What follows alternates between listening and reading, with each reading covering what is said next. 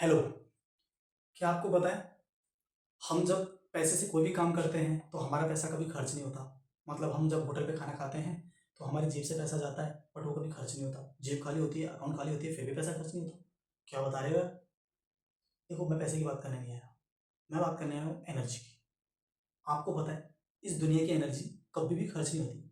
Energy को काम में ले सकते हैं, एनर्जी को ट्रांसफॉर्मेशन कर सकते हैं, एनर्जी का एक्सचेंज कर सकते हैं, लेकिन एनर्जी कभी खत्म नहीं होती। एनर्जी इस दुनिया की क्या है? कंजर्व है। यही तो है FLOT, ऊष्मा गतिकी का प्रथम नियम, फर्स्ट लॉ ऑफ थर्मोडाइनमिक्स। अरे यही तो है फर्स्ट लॉ ऑफ थर्मोडाइनमिक्स, ऊष्मा गतिकी का प्रथम नियम। पैसे की बात करूं, पैसा भी खर्च नहीं होता। आपकी जेब से भले ही पैसा खर्च हो गया हो बट वो पैसा होटल वाले के पास चला गया, होटल वाले पैसा आगे कहीं और भेज देगा, वो पैसा कहीं और चला जाएगा, फिर वो पैसा कहीं और चला जाएगा। वो पैसा वर्क कर रहा है, उस पैसे से ऊर्जा मिल रही है, वर्क कर रहा है, बट पैसा खत्म नहीं हो रहा, पैसा कंजर्व है। इसी टाइप से एनर्जी भी इस दुनिया की, इस यूनिवर्स की क्या है? कंजर्व है। FLOT, ऊर्जा को न तो बना सकते न बिगाड़ सकते, ऊर्जा को केवल संरक्षित किया जाता है। Energy neither be created nor destroyed, destroyed।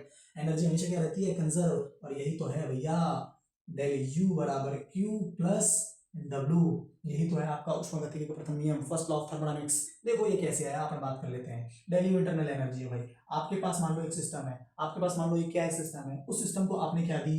Q heat दी। आपने सिस्टम को क्या दी? क्यू हीट दी। और उस क्यू हीट को उसने इंटरनल एनर्जी 1 के रूप में क्या कर लिया? बढ़ा लिया, मतलब उसमें जुड़ गई। तो मैं क्या बोल सकता हूँ? Q plus U1। अब हमने क्या किया? उस सिस्टम के लिए कोई वर्क और कर दिया, उस सिस्टम पे वर्क कर दिया, हमने सिस्टम पे वर्क भी कर दिया साथ ही साथ। अब और इंटरनल एनर्जी बढ़ गई, मतलब पूरे सिस्टम की इंटरनल एनर्जी बढ़ करके कितनी हो गई? U2 हो गई।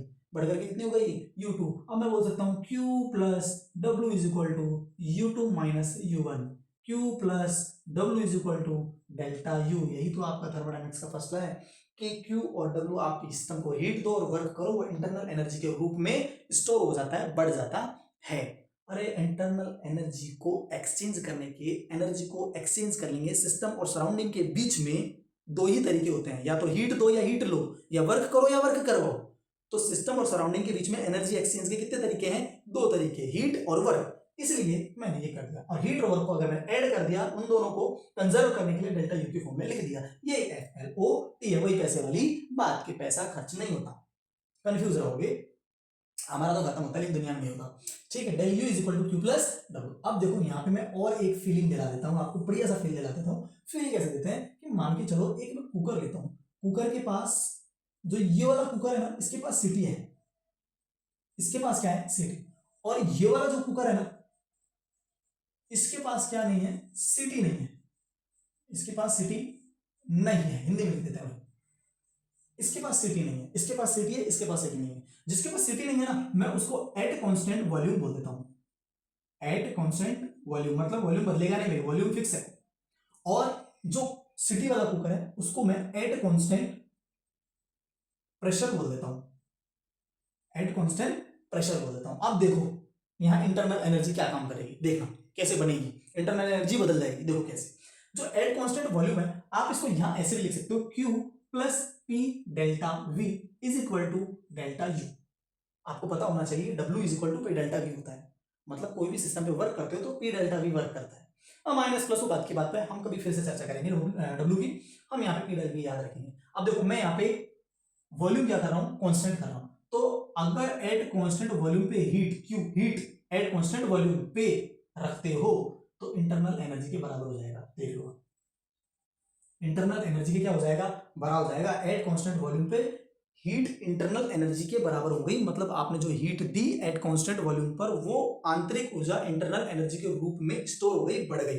मतलब जो हीट थी वही आंतरिक ऊर्जा बढ़ गई, बढ़ गई। क्लियर है? लेकिन जैसे ही हम एट कांस्टेंट प्रेशर की बात करते हैं भाई, एट कांस्टेंट प्रेशर की बात करते हैं, Q P is equal to, Q P is equal to, तो सिस्टम को आपने हीट दी, हीट को सिस्टम ने काम में लिया, कुकर को हीट दी, हीट को कुकर ने काम में लिया, लेकिन बची कुछ एक्स्ट्रा हीट को उसने सिटी के रूप में, सिटी बजाने के लिए, सिटी पे वर्क करने के लिए, बाहर के एटमॉस्फेयर को अगेंस्ट करने के लिए, उसके अगेंस्ट उसने वर्क बना के, सिटी बजा के उस हीट को कहां निकाल दिया? बाहर निकाल दिया। यार एनर्जी मतलब डिवाइड हो गई, एनर्जी अलग अलग हो गई, मतलब एक तो वर्क में गई, एक स्टोर हो गई, एक कंज्यूम हो गई, ऐसा समझ लो पकाने में चली गई, तो उस एनर्जी को क्या नाम दे?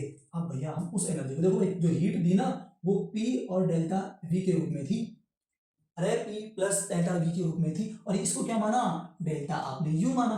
अब इसको नाम क्या देंगे? अब इसको भैया डेल्टा यू नाम नहीं देंगे, यहाँ इसको डेल्टा यू नाम नहीं देंगे, यहाँ इसको नाम देंगे हम डेल्टा एच।